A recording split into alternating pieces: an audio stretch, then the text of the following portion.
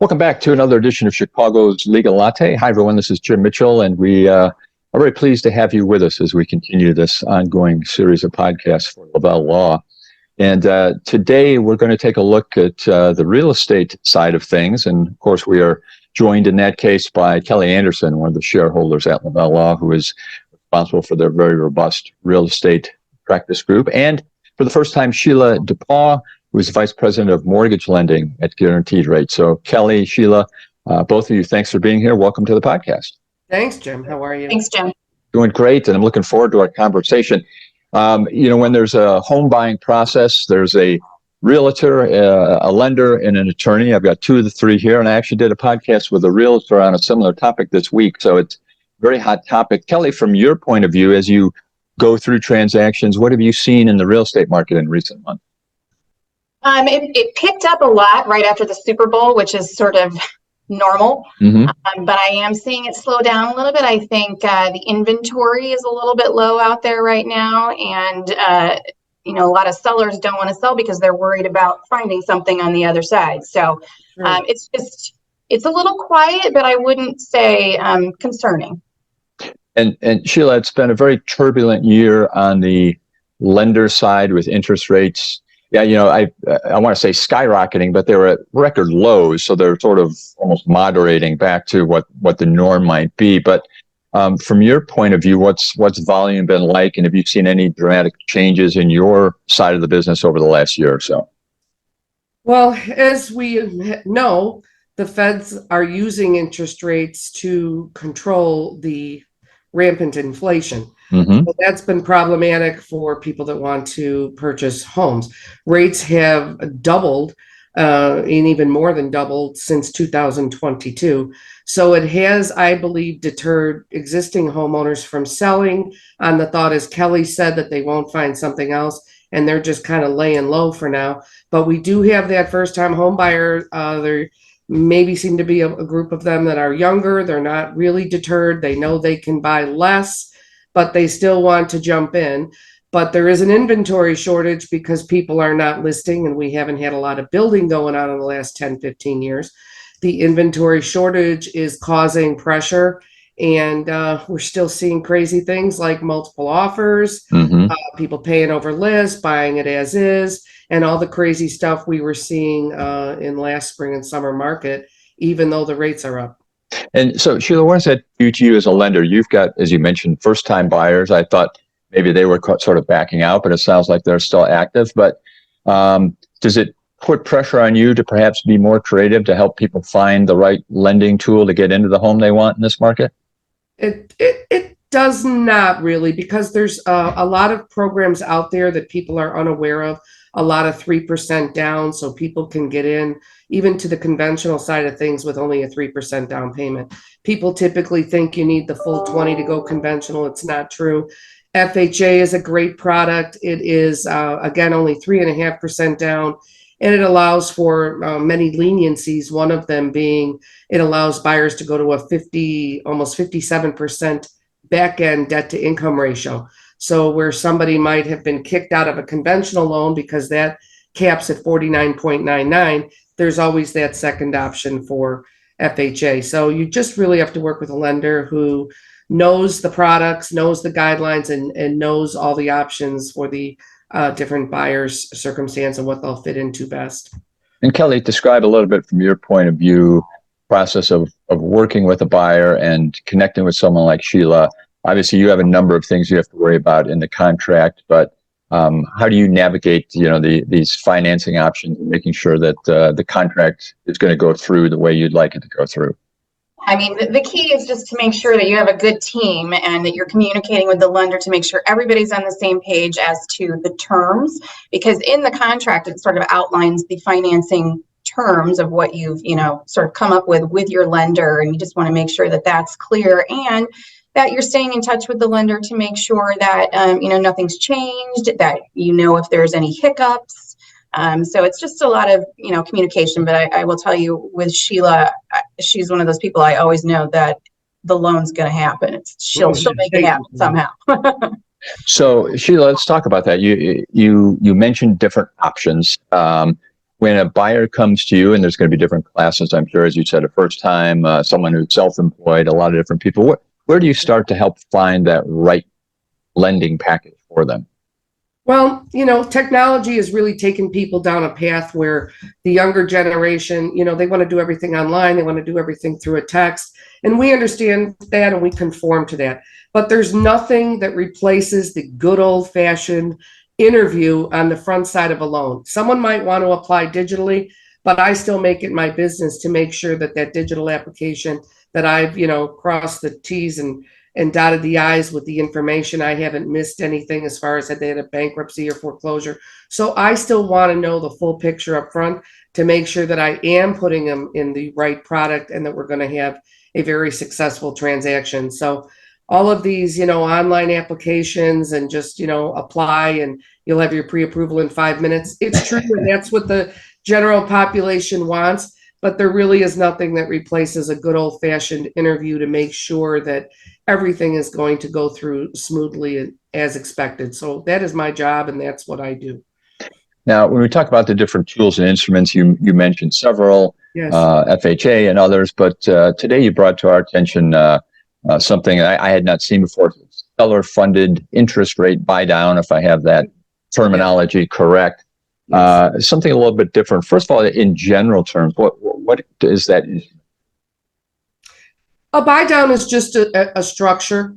Okay. It is a temporary buy down. It must be seller funded. It's a tool that the seller can use to induce the sale of their home if they're finding that it's sitting on the market too long or to set theirs apart from somebody else's. It's something that a seller may not even have considered, but an offer might come in to to a seller presenting the possibility of a seller funded buy down. And it can be really attractive to the buyer because right now we know the feds are using interest rates to control inflation. So this is a way where this buy down can help a seller to move their property with, typically your real estate agent will set the price with the seller. And many times the sellers are unreasonable. They're used to getting way more for their property in recent years than maybe it was truly worth. And they might still kind of have a little bit of unreasonability in that way when they're talking about their list price. And they might find that it sits for 20 or 30 days, and then the first thing the realtor wants to do is reduce the price. And usually they're looking at a 4% or 5% price reduction that they're suggesting to the seller. They let the market educate the seller that they're overpriced. If the seller stands to their listing price and the house is going to appraise, they can offer the buyer this buy down, which is temporary, where we will calculate based on the buyer's loan amount what that cost is going to be to the seller to subsidize, in essence, the buy down. So in an example I have, if and Sheila, I want you to walk us through there. We'll kind of get to some details. It really is an interesting concept, and just remind everyone, Sheila DuPaw is from Guaranteed Rates. She's a VP of Mortgage Lending, and Kelly Anderson of Lavelle Law is with us as well. So, Sheila, you talked about this approach, how it benefits the seller. Show us what you mean in terms of some numbers. Well, if somebody has a purchase price of, say, $350,000 and the buyer is putting down 5%, the buyer's loan amount in that case would be $332,500. And these buy downs are based off of the buyer's loan amount. So if the rate of the day is 6.25% on a 30-year fixed, with a 2-1 buy down, that would indicate that for the first year, the interest rate would be 2 points lower than the 6.25. So that buyer is going to pay their mortgage payment at a rate of 4.25 in year one for 12 months. Second year, they will pay their payment at a rate of 5.25, and then finally they would be paying the 6.25 rate in the third year all the way through the 30th year. But it gives them a nice break for 24 months, whereas in that time frame, hopefully we will see this inflation curbed. We might see a new administration in office. Whether we do or don't, we could see that the interest rates have started to stabilize, whereas somebody then would be able to refinance maybe at that 4.25 rate. But it gave them the 2 years up front of certainly ease them into that home. And that type of a buy down would cost the seller maybe 2 to 2.25 points, which is, based on that 332.5. So in the example that I'm giving you, the subsidy that the seller would have to give in this case is a little shy of $7,500. Okay, it would be a one-time cost paid at closing. It would be put into an escrow account. The loan has to be held by the lender so that the lender on a monthly basis can subsidize that buyer's payment over the 24 months. So that's how it works. The money is put into an escrow account.